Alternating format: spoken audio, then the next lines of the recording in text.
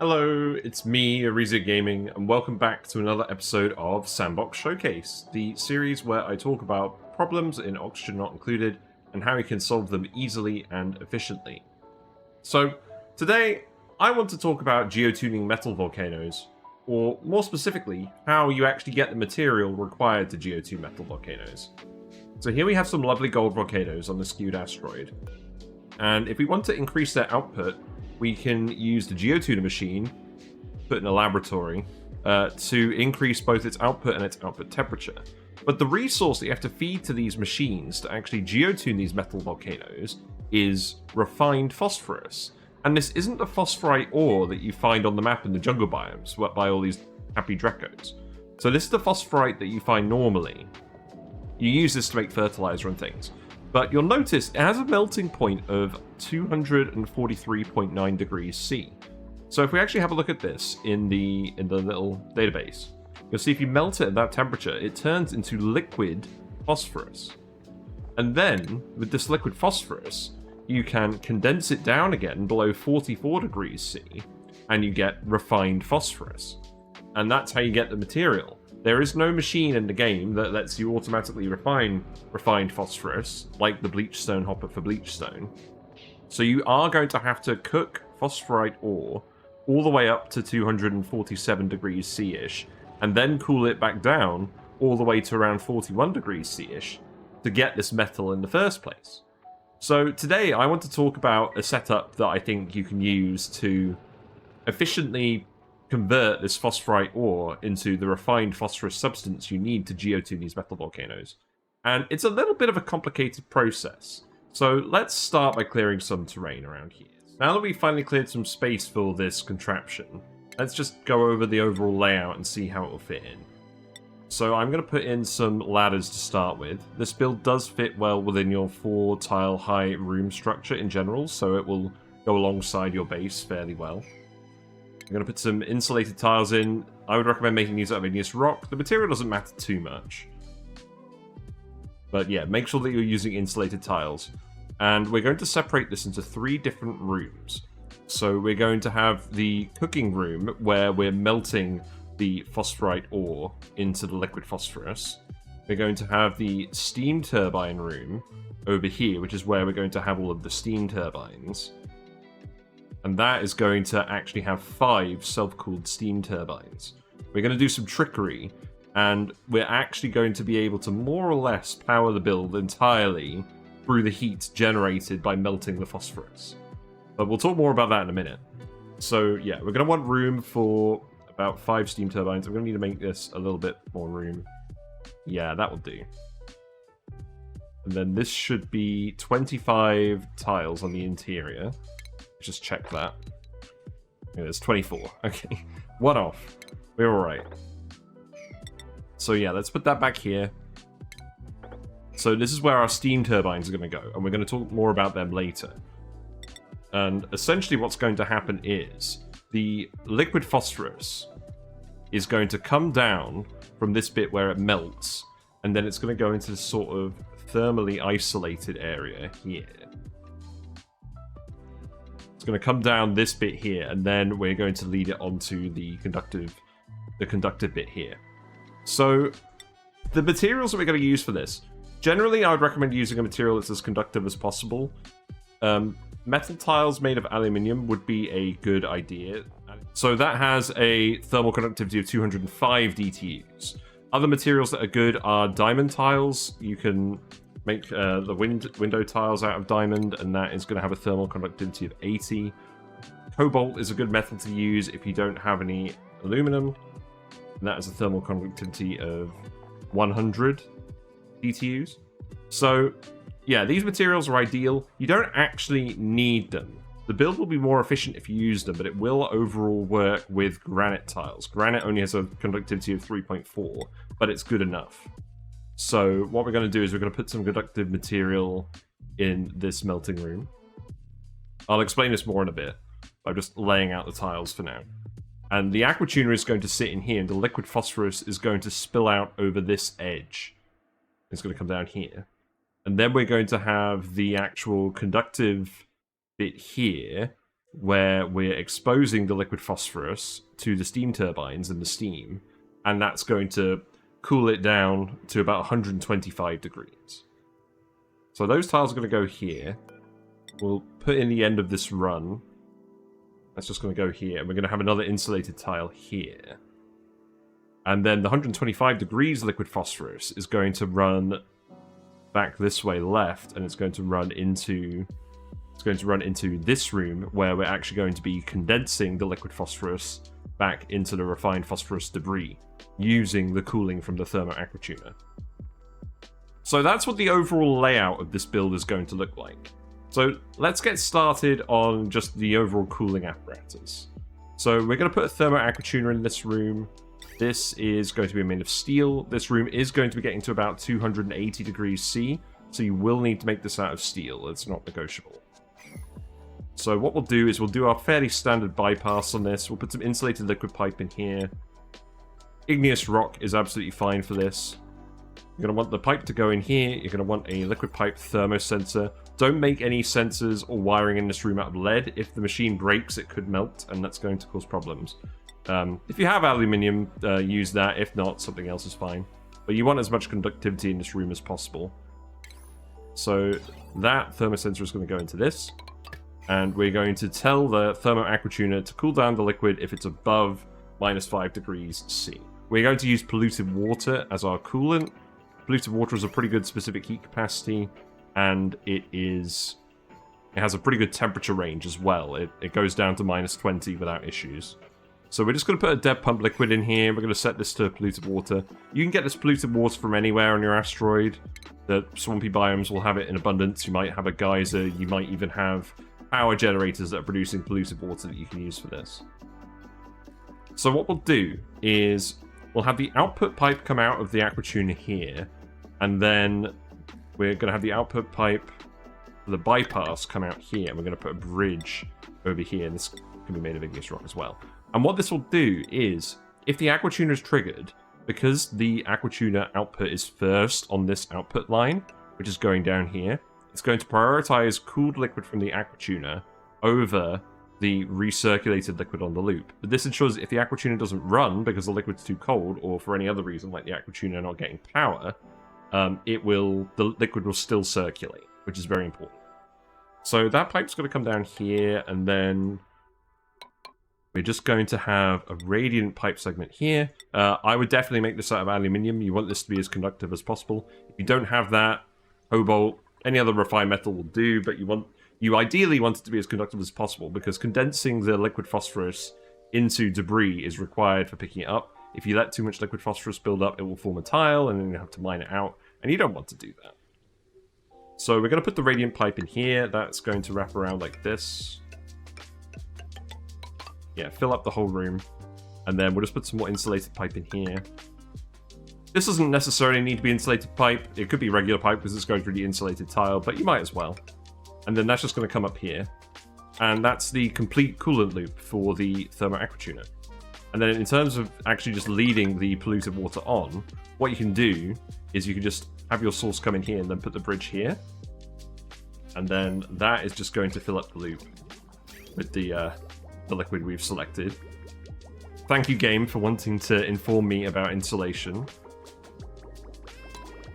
So that liquid is going to fill the loop. It's not running at the moment because the Aquatuner isn't powered, but it's going to fill up all the way, and that's not going to bust. So that's fine. We've got the loop. We've got the loop in. So let's actually just continue with the melting room for now. So we're going to put some temperature plates in here. These can be granite. That is sufficient conductivity for what's going on here. You just want to make sure that when you're actually melting the phosphorus, when you're melting the phosphorite ore into the phosphorus, that there's plenty of conductivity with the room between liquids and these tiles, just to make sure it's all evenly distributed. You're not ending up with vacuum pockets or pockets of phosphorus gas. So those temperature plates are going to go all the way up to here. You're not going to put temperature plates here because you don't want heat exchange in this region. This phosphorus is generally going to be kept around 270, 275 degrees C, and this phosphorus down here is going to be isolated by the vacuum here, and the insulated tiles here as well. And that's going to be the phosphorus that's starting to get cooled down by the steam turbines. So you want to make sure that's not actually thermally exchanging heat with anything. So I'll put those temperature plates there.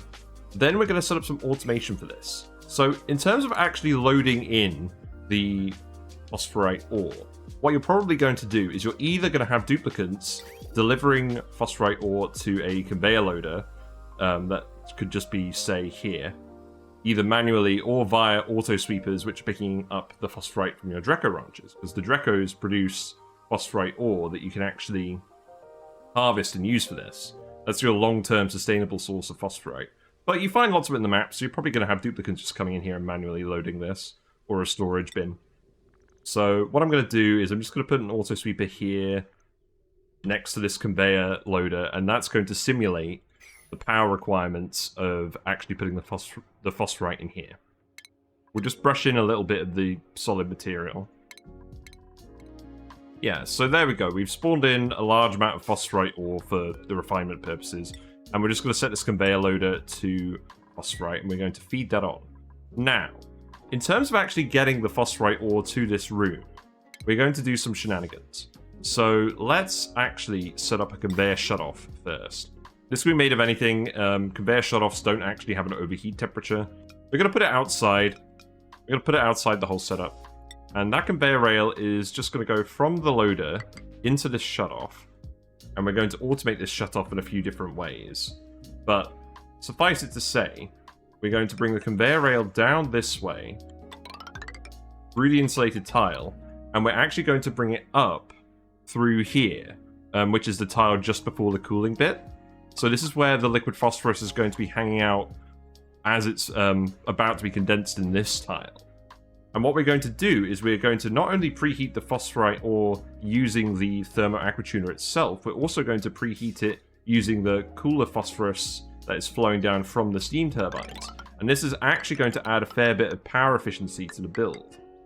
So that conveyor rail is going to go all the way through here, and then we're actually going to bring it up through this little bit here, and then that's going to come down here.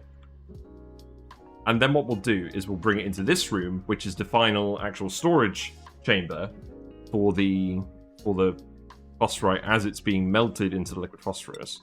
We're going to put conveyor bridges up here, and what we're going to do is we're going to feed the loop back around this way. So it's going to go in here like this, and then that's going to go up here. We're going to put another conveyor bridge on here. It doesn't matter what material you make this out of too much. And then that's going to go there, and we're just going to connect these two bridge bits together. So what that will do is that will lead our phosphorite ore from the shutoff all the way through the liquid phosphorus of various temperatures up to this room where it recirculates until it melts off of the rail itself. So, we're going to do a few things to automate this conveyor shutoff. We're going to have an AND gate, and we're going to feed it with two different sensors. So it doesn't really matter what you make this out of either. I'm just going to put it, say, here. That should be fine. We're going to put a timer sensor in this room with the Thermo Aquatuner. It doesn't really matter where you put it. But there's space in this room, so that's where I'm going to put it. I'll make it out of aluminium. That's going to go via automation wire into this. And essentially, we're going to set this timer sensor to actually regulate the flow of material. Because when the conveyor loader is loading the conveyor rail, it's going to be loading it 20 kilograms at a time. And the overall max throughput of this machine is about 10 kilograms per second. And that's limited by the amount of active cooling that this one Aquatuner can do. So what we're going to do is we're actually going to set this to a green duration of 2 and a red duration of 2. And that is going to lead to roughly 50% of the packets going through from this conveyor loader, which means you're going to get a flow rate of about 10 kilograms per second. So that's going to go in here via this automation. That's going to connect up here. And then what we're also going to do as an additional control is we're going to have a thermo sensor in this room where we're actively cooling the liquid phosphorus down into its condensed state. So we're going to set this to activate only if it's below 35 degrees C. So because the phosphorus is condensing at about 41 degrees C, we want a fair bit of leeway in the system so that if the phosphorus is coming in and it's too hot and this room is starting to heat up, we want this temperature cutoff to be a little bit below the 41 C. So there's time for some excess heat to build in the system once the material stops coming in and adding the heat. And that way we're not going to have the condensation stop, and it's not going to form a load of liquid phosphorus in this room and start to flood it. So we'll set this to below 35 degrees C, and we'll just hook that up here with an automation wire just going through here. So that's going to connect up to that. So generally we're going to be feeding 10 kilograms per second through, and that's going to stop if the cooling room is getting too hot. Generally, with the 10 kilograms per second flow rate, and the 5 steam turbines acting up here, and the preheating going on throughout the whole build, this shouldn't activate too often. But this is just like an emergency stop, just in case it gets too hot. So let's keep talking about the actual condensation room. So we're going to want to put a lot of conductive material in this room because condensing the liquid phosphorus into debris is very important. So you're going to want an aluminium tile here. So the liquid is flowing into this bit where the radiant pipe is and where the aluminium tile is. So this is going to help to exchange a lot of heat with everything. We're also going to put some mesh tiles in here. It doesn't really matter what these are made out of. I'm going to make it out of steel because it looks cool. So that's going to go in here. The liquid will stop in this tile here where the conveyor rail starts. And then the liquid will flow into this bit, immediately conduct heat with the pipe, immediately conduct heat with the metal tile here. We're also going to have some temperature plates in here. So let's actually make those out of something relatively conductive like diamond. You should have a lot of diamond if you're going in the oil biome. You probably will be going in the oil biome because you need plastic for this build for the steam turbines. So we'll build some temperature plates here out of a very conductive material. We can make these out of aluminium as well. These tiles will help exchange some extra heat in the room, and we're actually going to fill it with hydrogen gas. So what we'll do is we'll actually put a high pressure gas vent in here. We will have access to plastic, so this will be fine. We'll put down here and we'll fill the room with about 20 kilograms per tile of hydrogen gas. And that's got a fair amount of heat capacity and a fair amount of conductivity. It doesn't have to be super cold hydrogen gas. That's fine, so it's just going to go in like that. What you want to do when you're building this room initially is you'll want to have your dupes access it through here via some kind of vacuum sealed passage with like little drops of liquid, as we've done in some of our previous Sandbox Showcase videos. You want to fill it with hydrogen gas and you want to seal it here. You want to open up this tile once the liquid phosphorus starts flowing here, and then that liquid phosphorus will form the seal that stops the hydrogen from escaping into the rest of this room. You're going to need to vacuum out this room. It's important that there's no gases in here when you're setting everything up. So you'll need to either use a gas pump for that, or you'll need to just build tiles throughout the whole thing and then remove them again so that your dupes can get through and actually build everything. If you remove this tile, they can actually walk through the whole structure. You might need to remove a tile down here as well. But generally, the design is pretty walkable for your dupes to access. So yeah, this room is temporarily going to be sealed off. What I like to do as well, for some even more conductivity, is I like to put a little blob of crude oil in this corner. You want to get 300 grams of crude oil and stick it on this thermosensor. And that is going to conduct heat with any liquid phosphorus that gets over here very efficiently as well. Because the liquids have a 625 times multiplier to thermal conductivity.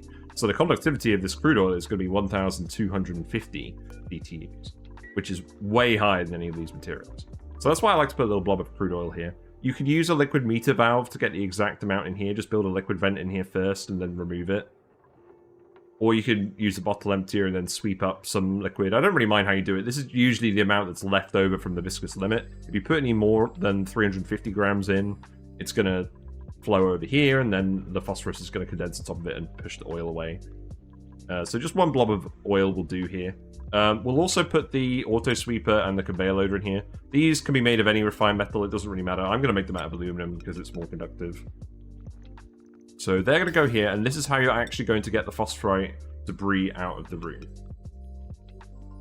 So that's going to go here, and we're just going to set up another conveyor rail. That's just going to bridge out of here through this insulated tile.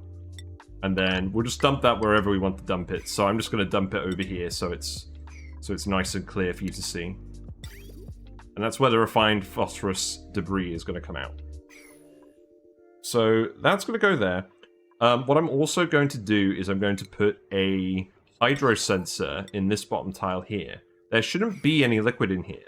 What will happen is the liquid phosphorus will flow through here, and it will condense on this tile. And then it will poof out with a white dust cloud onto this tile. If it's poofing with the white dust cloud, that's a sign that the machine is working correctly. If it's not, that's a sign there's liquid phosphorus ending up in here, and it's just condensing on this tile instead of condensing in here. So generally, there shouldn't be any liquid in here. And if it stops condensing, it will form liquid in here. And you'll want to know about that, because that means the whole setup's getting too hot, and you're going to want to manually turn it off.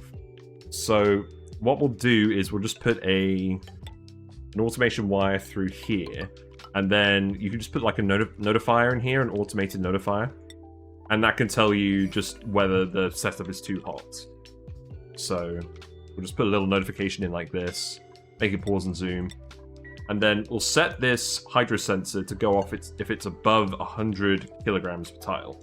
The phosphorus will condense into a tile instead of debris if it gets to 160 kilograms of mass.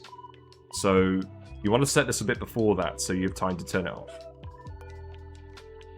But yeah, that's the automation in this room. What we'll also do is we'll also automate the auto sweeper so that it saves power.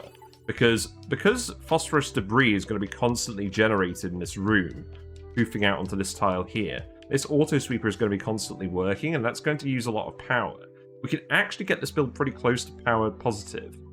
So what we'll do is we'll just put another automation wire over here, and then we'll stick a timer sensor on this again.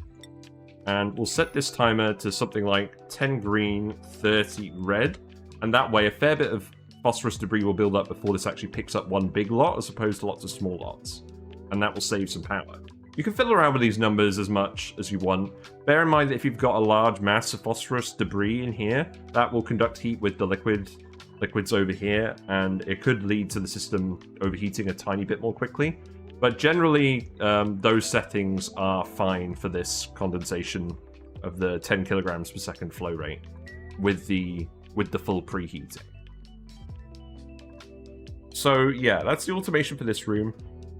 We are also going to set up some automation over here, because if this Aquatuner keeps running and there's nothing actually consuming the heat in here, eventually it's going to get too hot and you're going to get phosphorus gas forming, because that boils at about 283 degrees C. So what we're going to do is we're going to put a thermo sensor on this tile here, and that is going to be set to go off at below 277 degrees C. We're setting it to that temperature because that's the temperature where if it gets that hot and we do get a little bit of phosphorus gas forming, if this cools off back below that temperature, it will condense the phosphorus gas. So that's why we're heating the phosphorus debris up to this temperature max. And then what we're going to do is we're actually going to put a mechanized airlock in here. We're going to make this out of steel because it's conductive. And that is going to be how we cool off this Thermo Aquatuner when it gets too hot. We're just going to automate this. We're going to connect this with some aluminium wire. That's going to go down here. And that's just going to open and close this door. So normally when this is running, this door will be open. So yeah, that door will be open now.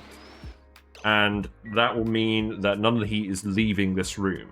But if it's getting too hot, this door will close, and then the heat will transfer to this tile here. There's no transfer down here because we're going to maintain a vacuum in here. And what this will do is it will directly transfer heat to the steam that's going into the steam turbines. So essentially, any extra heat that we get from this, we can just dump into the steam turbines with this. And it's fairly efficient even with just the granite. Again, replace it with a more conductive material if you have it, but if you don't, it's not a huge concern. Save it for down here. So yeah, that's the door opening up. We'll want to hook up power wires to everything. So we could just connect those, say, through the insulated tile, and that's fine. So I can just go down here, that's not really a problem. This could go over here.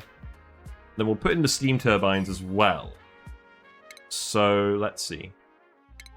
These can be made out of lead. It doesn't really matter what material you make it out of. These aren't going to get above 100 degrees C. They are going to be self-cooled. And for 10 kilograms per second of phosphorus coming through here, you are going to need 5 of them to handle the maximum amount of heat, cooling the liquid phosphorus down from 277 to about 125 degrees C. So we'll hook those up to the power wires as well. Just go like this. And then we'll also stick a high-pressure gas vent in here, and we'll get some hydrogen into this room. When you're accessing this chamber, you can just remove some tiles here, pour some crude oil in, and it will form a vacuum seal that your dupe can use to access everything without letting gases in. But yeah, I'll just put in a little layer of crude oil. You can put about 20 kilograms per tile of crude oil in here, and that'll be fine. This is just for a little bit of extra thermal conductivity in the room. We could do something similar with another layer of petroleum, but it's not necessarily needed. You do want the conductive liquids in here. Because these are going to be self-cooled, we want to make sure that the output water, the 95 degrees output water, is heating up to as close to 100 degrees as needed in the setup. So you want it to be as conductive as possible. I typically just use radiant liquid piping through here. It doesn't really matter what material you use. It's usually good enough. You can use a conduction panel as well, but this uses less metal. And in which case you may not even need the gases in the room. But I just like to do it the old school way. You can definitely do it with a conduction panel though, and it doesn't require those materials. You're probably going to have these materials anyways. So we're just going to snake these pipes through here. And we'll actually put some hydrogen in the room as well, because that's what that vent's for. I nearly forgot to do that. To be honest, just filling the room up with hydrogen in and of itself isn't bad. You may not even need the liquids, but that's just how I like to do it. So then all of these steam turbines are going to output their coolant water over here, because this is where the heat is being generated. A, the hot phosphorus is coming out here, and B, occasionally heat is being injected directly from the Thermo Aquatuner. And the rest of the stuff down here is being passively cooled by the phosphorite ore that's coming in to preheat this whole build. So we'll put a liquid vent here, and this is where the water's going to come out. So just to start this up with the power, we're going to put a dev generator in. But, as you'll see later, once this is actually fully running, it will be generally power neutral, and it will generally power itself. You may need to occasionally jumpstart it, so I wouldn't recommend just having it on its own power network. But don't expect this machine, this phosphorus refinement machine, to take up a load of power. If you have some existing power source, you should be able to run it just fine, occasionally jump-starting it as needed. But yeah, that's pretty much mostly everything, I think. So now I think we just start actually melting the phosphorus. So this Aquatuner is going to run, the auto sweeper is going to start bringing the material in. That's going to load on via the shutoff. As you can see, this is turning on and off based on the automation down here. So it's currently sending in 2 packets and then leaving a gap of about 2 packets. This hasn't quite worked. This isn't quite the flow rate I wanted. I mean, I guess it is. The thing about these conveyor shutoffs and the automation, there's no conveyor valve in the game. You can't get an exact flow rate you want. To be honest, the exact flow rate doesn't matter too much, provided the maximum flow rate doesn't go above 10 kilograms per second, at which point this is going to start overheating in general. But if you've got less than 10 kilograms per second of phosphorite ore coming in, if you've just got the occasional bit coming in, that's not going to cause any issues. But this is roughly what the conveyor should look like with those settings. You can actually set this timer to like 1 and 1 as well for a more even flow. This is overheating at the moment because there's no liquid in here. When you actually set this up, because it's in a vacuum initially, you're going to need to put some liquid in here to conduct the heat initially. So I would recommend just putting some crude oil in here, about 30 kilograms per tile. or something, and just put that in here to cool down the Aquatuner when it's getting started up. So that Aquatuner is going to run, it's going to heat up the oil, and then obviously this Phosphorite Ore is in a vacuum at the moment. This is generally going to be coming in at about 40 degrees C. It's a little bit cooler because we just spawned it on the map. Maybe I should have made this 40 degrees C to start, but that's going to run through here. It's going to preheat up to about 125 degrees C after it gets through here. And then it's going to enter this conveyor bridge loop here, and it's going to recirculate through the oil. And it's going to take a while at first, because it's going to take a while for this oil to heat up. And all the debris as a result, just from the Aquatuner. But there's an interesting quirk about this whole process, which is what kind of makes it possible for it to be power neutral. So, the Phosphorite Ore originally has a heat capacity of 0.15 DTUs per gram per degree C, which is not very high. But when you get it to the melting point of 244 degrees C and it turns into the liquid phosphorus, it's actually going to increase in specific heat capacity all the way to 0.77 DTU per gram per degree C, which is over a factor of 5 higher than what you've actually got with the phosphorite.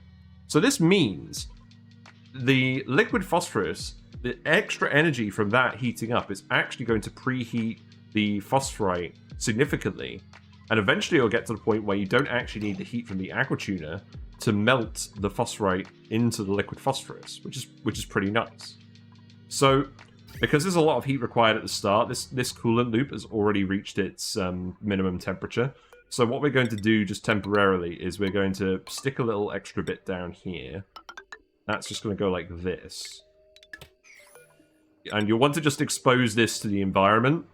But what we'll do for now is we'll just put some hot crude oil in here. So that's going to be, say, 100 degrees, 800 kilograms per tile. So you'll need to heat this up initially, because there won't be the residual heat from the melting phosphorus in the room yet. So you'll need to inject some heat from somewhere while you're warming this whole setup. So we'll speed this up a little bit. It will take a little while to actually get all of this phosphorite ore up to temperature with the Aquatuner. So you're going to have to be a little bit patient, but we'll come back once it's actually got up to temperature, and I'll just leave it running so you can see how long it takes. We're currently about 3/4 of the way through the first cycle. You can see the phosphorite ore has stopped loading on. It's just here in the vacuum chamber hanging out. And yeah, we'll come back when we actually get some of this phosphorite on the conveyor belt up to the melting temperature. You can see it's gradually climbing up. It's about 50 degrees C now. But yeah, I'll see you in a minute. Bye for now. So, now it's about 3 cycles later, and the phosphorite is just about at a temperature where it's going to start melting off the conveyor rail. The oil here is about 238 degrees C at the moment. We had to refill this with some 100 degrees oil, so you're going to need to heat this externally somehow for like 3 cycles, just off of the environment. But now you'll see the phosphorite is actually going to start melting off the rail when it gets to about 247 degrees C-ish. It's currently at 244. We'll see the first blob appear very soon. Yeah, there we go. So now the liquid phosphorus is formed on the top, and we've got the phosphorus on top and the crude oil on the bottom. I like to have crude oil in here because the crude oil will stay in the bottom, so it won't float out no matter what. If we look at what's actually happening on the rail, a little bit of it is melting, but not like a huge amount of it.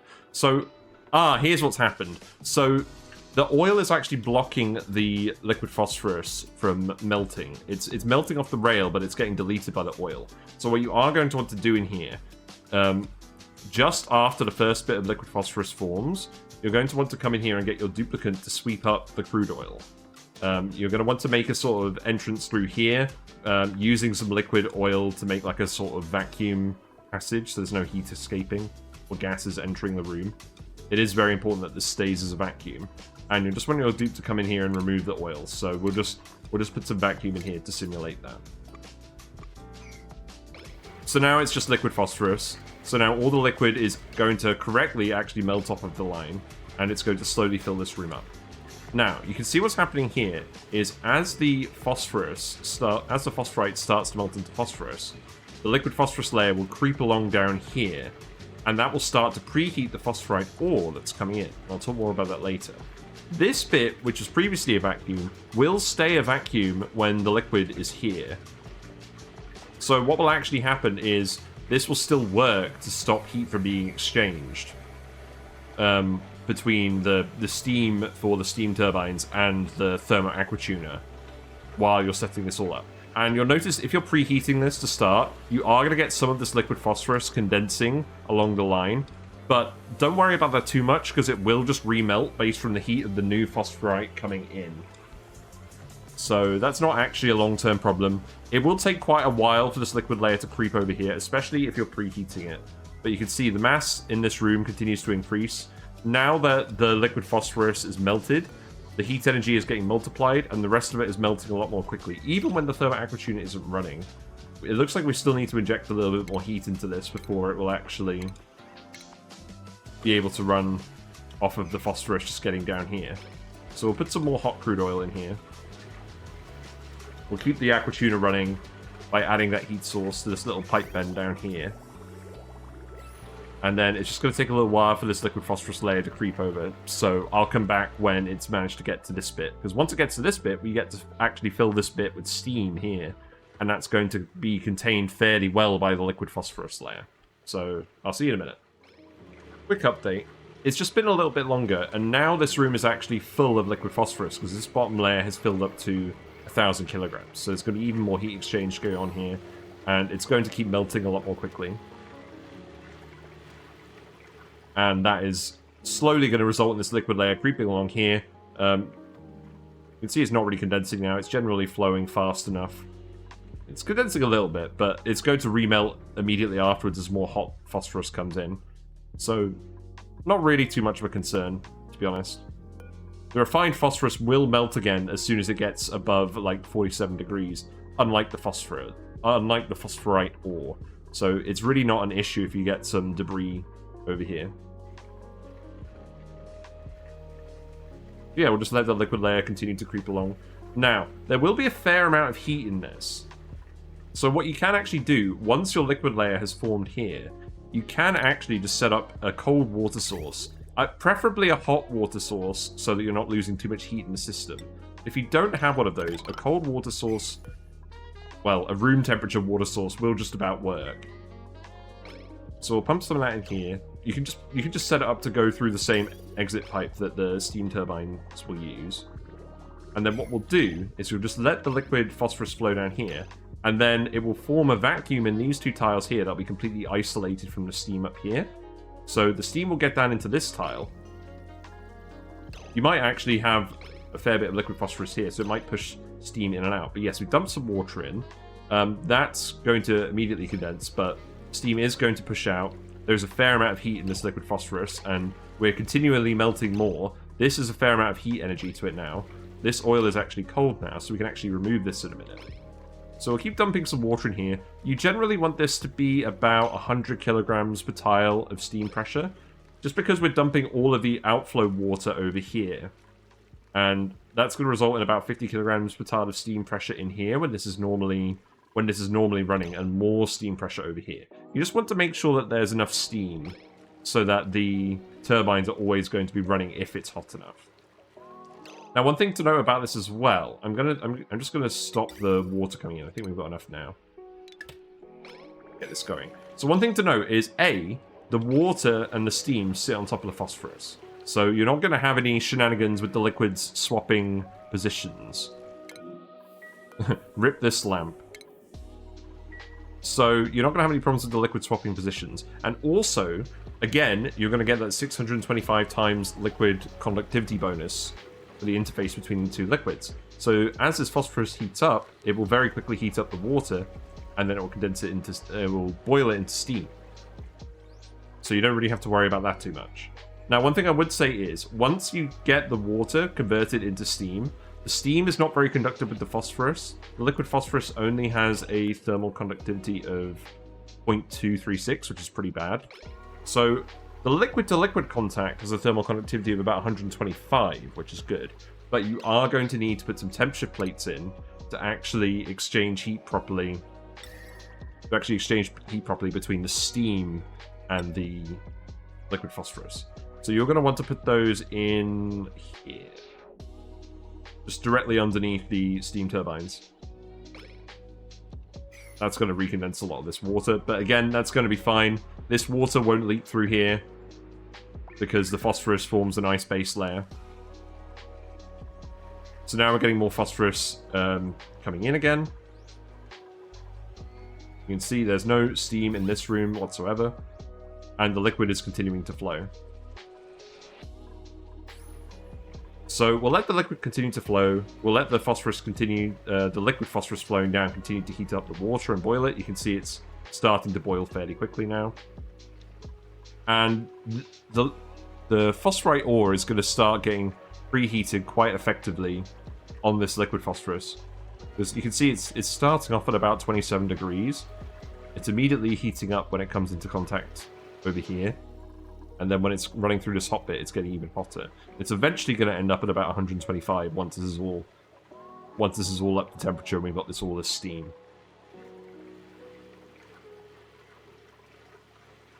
So at this point, the crude oil here isn't very hot anymore. The Aquatuner still isn't running because this room isn't very hot. But now the liquid has reached this tile. So what we can now do is we can get one of our duplicants to come in here and safely replace this tile with a mesh tile. So now what will happen is the liquid will actually flow through here and it will start condensing in this room. So now you can see the liquid phosphorus is poofing, which means it's condensing on this tile here where there's a vacuum. The hydrogen gas is here, but it's maintaining a vacuum here, apart from when there's no debris forming, then the hydrogen comes back. This isn't deleting the hydrogen, it's just pushing it out into this room. So you don't have to worry about losing the hydrogen in this room. And now you can see that's condensing, so this room is heating up. That means once this starts happening, we're actually heating this room with the phosphorus, so we can just remove everything down here that was going into there, and we can just hook this pipe back up with the pliers. We can remove these as well. It's absolutely fine. And now that's going to heat itself just fine. So yeah, this room is pretty close to full operation now. So the steam is still heating up in here. There's a fair amount of steam in here. I don't think it's going to be quite 100 kilograms per tile in the end, but I think it's more or less there. So we're just going to speed up a little bit more. So perhaps I over-egged it. The liquid in here is still too...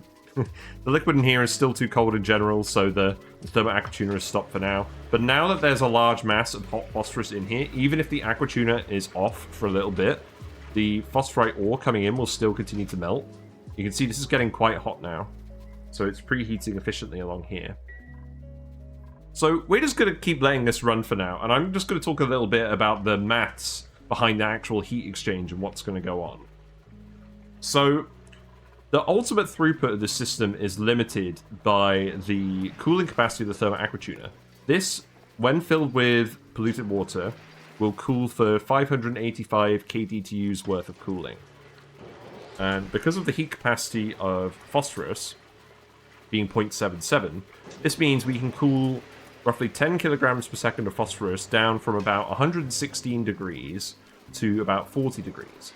The phosphorus is generally going to be about 125 degrees once it comes past all these steam turbines. If it's any hotter, the steam turbines will take all the heat out. And that's why we have 5 of them. So it's going to get down here and it's going to be about 125. And then because this liquid phosphorus is preheating the incoming phosphorite ore, it's actually going to cool down by about 10 degrees from that. So it's going to end up eventually being about 115 degrees for the liquid phosphorus coming in here once this is all running at like full power. So yeah, the Thermo Aquatuner is needed to cool down the 10 kilograms per second of phosphorus here to the point where it actually condenses. So that's what's happening there. Heating the incoming phosphorite up from 125 degrees when it's on this conveyor line here at the end of the steam turbine bit to 247 degrees C requires about 183 kDTUs of heat because the heat capacity of the phosphorite ore is so low. That's not a lot. That's like, I don't know, like 35% of the heat this thing is generating. So that's absolutely fine. the remaining 402 kDTUs per second of heat that's being generated by this would be enough to heat the phosphorus up to 300 degrees C. But at that point, it's going to turn into phosphorus gas, which we don't want. So we're limiting this room to 277 degrees C. If it gets any hotter than that, we'll close this airlock and put the heat in the steam turbines. So generally, this is resulting in about 231 kDTUs of the Aquatuner heat being used to heat up this stockpile here. And then the other 171 kDTUs of leftover heat is usually going to be injected into the steam turbines. So then, we're cooling down the liquid phosphorus in this bit from about 277 degrees down to 116 degrees via the liquid layer here, the steam turbines, and preheating it with the incoming phosphorite. So that is going to take about 1,240 kDTUs of cooling. We're also injecting about 170 kDTUs of heat from the Aquatuner every now and then, once this is fully up to temperature. So, but we're also actually going to be removing about 114 kDTUs with the 40 degrees phosphorite coming in here. So the numbers are going to vary a little bit depending on how hot your phosphorite ore is coming in. But overall, the net result is you're going to need about 1,300 kDTUs of cooling. And this could be handled by 5 self-cooled steam turbines. Each self-cooled steam turbine is going to be generating about 260 watts on average. The steam temperature isn't going to get above 135 in this room on average, so it's not going to cause too many issues. And the actual power balance is such that once this is running at full capacity, you can see the general usage is somewhere between 1,200 watts and about 1,500 watts. Yeah, 1,570 watts. Based on whether the auto sweepers are both working, whether the conveyor loaders are both working. I also hooked this auto sweeper up here to the same automation that we have here. That's only turning it on every now and then, so it's not constantly loading this loader to save some more power.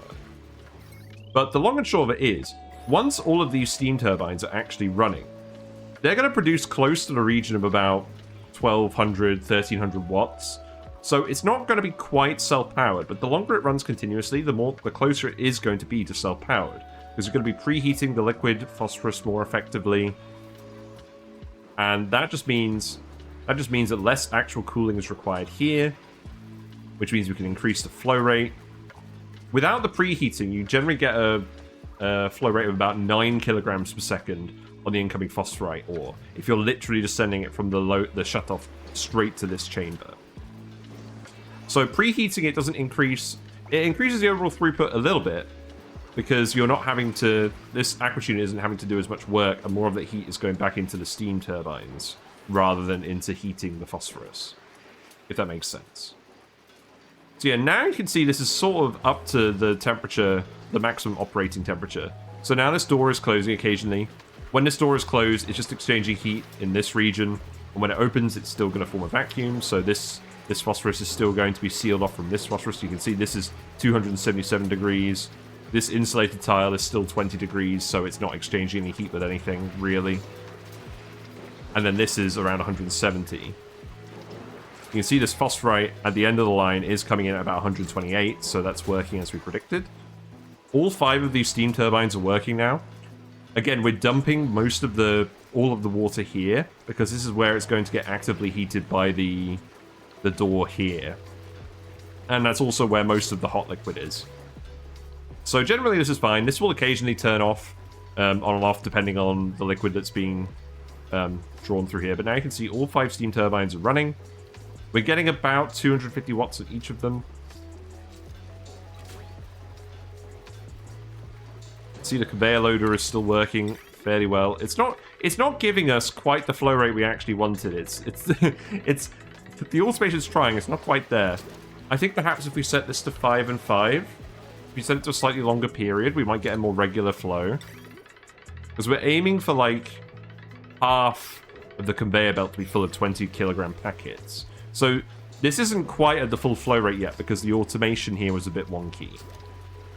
So adjust this to like 5 and 5 or 10 and 10 or something like that. You don't want the period to be too long because then the temperature is going to fluctuate in this room up and down. as the material's coming in and out from the liquid flow. But I think 5 and 5 is reasonable.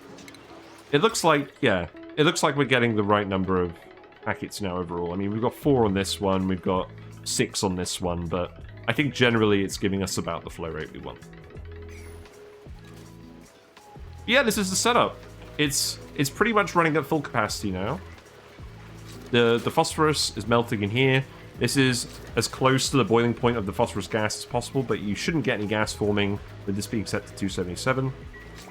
The steam is all well contained in this region by the phosphorus liquid. With the temperature plates, it exchanges heat just fine with the liquid and the tiles down here. We're generating a fairly good amount of power. Just to illustrate this, I'm going to actually put some jumbo batteries up here. And we're going to initially connect these to the dev pump, to the dev generator. So that's all going to fill up immediately from the dev generator. But then if we actually disconnect this, now this is running at full capacity. So you'll see the power is only draining from them. Sorry. You'll see the power is only draining from them quite slowly. And you actually do get some periods where it's turning white, which means the system is actually generating more power than it's consuming. Also, this is in a this is in a vacuum, so let's actually get some gas out here now that we've finished off this room. There we go. So we fill this room with some gas now for some conductivity, now that we don't need to put any more stuff in here. But yeah, you can see if we look at the power overlay, the batteries are slowly draining in power, but occasionally they are recharging. And if we adjust the settings on here as well, like if we set it to collect every 40, say, then if we actually have a look at this, just keep an eye on whether the batteries are going green or whether they're going white. Because if they're going white, that means they're actually charging. If we look at the temperature in this room, you can see it's gone up to about 24 degrees now on the sensor. So this room is still cool enough. It's still all condensing absolutely fine. We haven't had to restrict the flow rate because of the temperature in this room, which means the Aquatuner is cooling about the right flow rate of material. So yeah, it's not quite power positive, but it is occasionally. But generally it's not using that much power. If you've got any sort of external power source, you can just hook it onto the same conductive wire, and it generally won't be too bad. It might be like 100, 200 watts out at a bad time, but generally you're not going to have too much power drain on this. But yeah, that's pretty much the build.